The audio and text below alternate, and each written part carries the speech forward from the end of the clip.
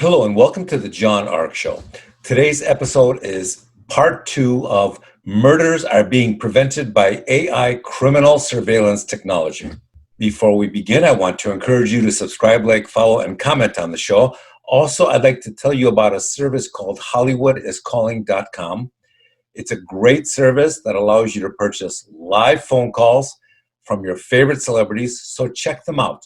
There are more than 100 celebrities to choose from. A live 15-second call is $19.95, and a live 30-second call is $29.95. You can buy calls for yourself, or you can buy them as gifts for someone you know and care about.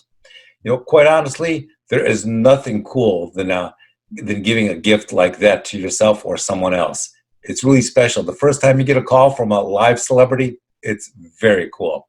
So give it a try. HollywoodIsCalling.com. Now, let's get started. So what other problems and threats could technology like AI potentially pose to organized crime? Well, it could perform what's known as virus surveillance. Let's say that Tony is a criminal with a cell phone on him, or he's talking to someone in a room with a television that's connected to the internet. Or maybe he or someone else in the room has a smartwatch on their wrist.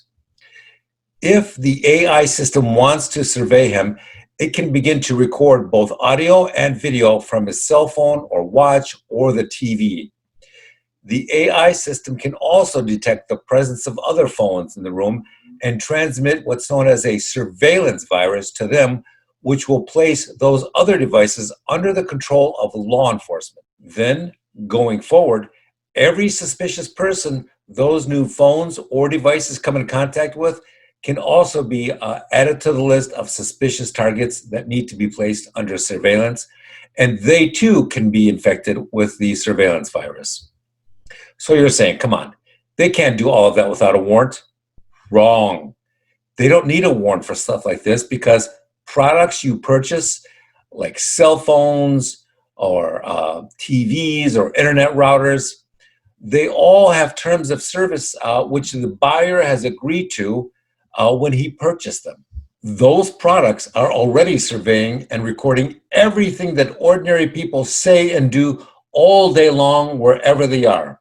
So if a criminal comes into contact with you, then law enforcement doesn't need your permission to record everything because permission has already been granted by the buyer of the product under the terms of its terms of service agreement.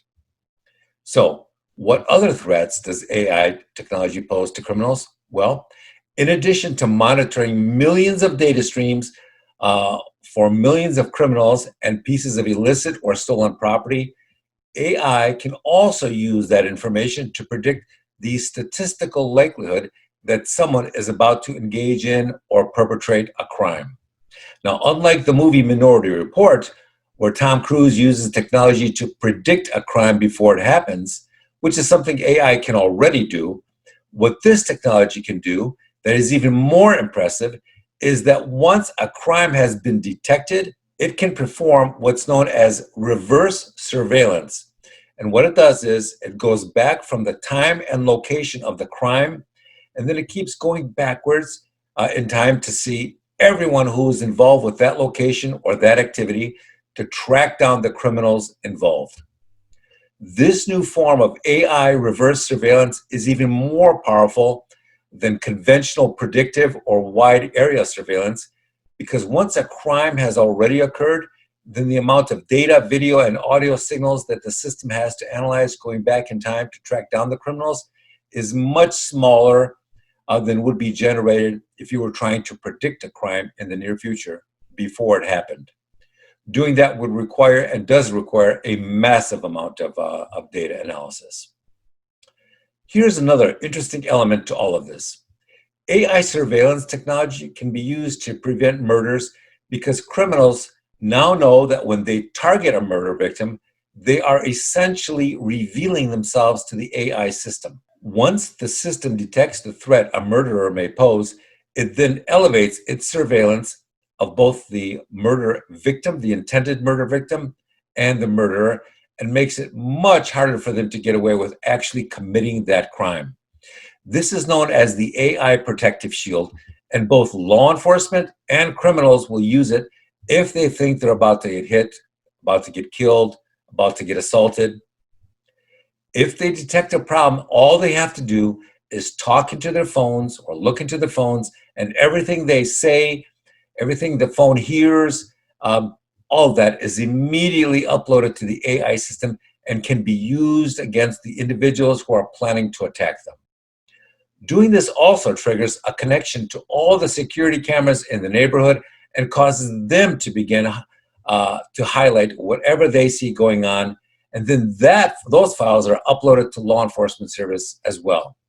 Knowing all this makes it harder, much harder for criminals to kill someone. Here's something that most people don't realize. At the same time that organized crime is trying to protect themselves from AI surveillance that could implicate them in crimes, these large criminal groups are also going onto the black market to acquire and build their own AI technology and their own AI software development experts, which they can use against both law enforcement and other crime groups or cartels. So what do the criminal groups use their AI for? Well, they can use their custom-made systems to track the physical locations of law enforcement officers in the area. They can use their systems to track the locations and behavior and the communication and messages of other cartel and crime group members. Here's the really interesting thing. Once they develop AI database files on these other criminals or law enforcement officers, they can then use all that personal information to set them up for a crime that they didn't commit and get them arrested by law enforcement for it. Sometimes it is so difficult to assassinate a competing criminal that it's just easier to set them up and make them look so guilty for doing something illegal that law enforcement has to arrest them. And in doing so, they eliminate that individual as a threat to them and their criminal organization going forward. It's a great way for one criminal to get rid of another criminal that they're competing with. AI technology is as effective at collecting data and evidence as it is at falsifying fake evidence and data against someone, and then going in and planting that evidence. Typically, they use fake evidence of child porn watching on somebody's computer. They'll go in, they'll plant that evidence there, then they'll notify the police. The police come, they arrest them once they check their computer, and they see all sorts of nonsense on there. The next thing that AI surveillance can do is that it can monitor criminals and prove them innocent sometimes. That's really important because chasing false leads takes up so much police time and so many police resources that if you can eliminate someone as a suspect, then that frees law enforcement up to focus on people who are much more likely to commit the crime they're investigating. The next thing that AI is really good at tracking are all those criminals out there who are using fake IDs. Now, because a lot of criminals out there now have literally dozens or hundreds of fake IDs and identities set up, they do this to deliberately hamper the efforts of law enforcement to track them down. So that's why in the past it has been really difficult to pursue people like that because of all the false identities they have set up. That's not the case anymore. You can have hundreds of fake IDs now, and it doesn't really matter what name you're using because AI systems can track your face with facial recognition. They can track your voice print on the phone and recognize your real identity from your voice. They can track your ID from the DNA you leave on a fork, a coffee cup, or countless other things that you may come in contact with. Now, this next capability is going to stun a lot of people who never would have guessed it's possible. Do you know that AI can listen to your voice and tell if you're lying or not? It does this by building a massive database of recordings of your voice from previous recorded conversations, and then looks for sections or bits of those conversations where you knowingly and obviously told a lie. Once it catches and records a sample of your conversation that it knows to be a lie, it then stores that example of your lying voice and then matches all future conversations to it to see if you're lying to law enforcement going forward. Now, these are just some of the capabilities that AI has that are going to make committing crimes extremely difficult and costly going forward. With that, I want to thank you for watching, and we will talk to you soon.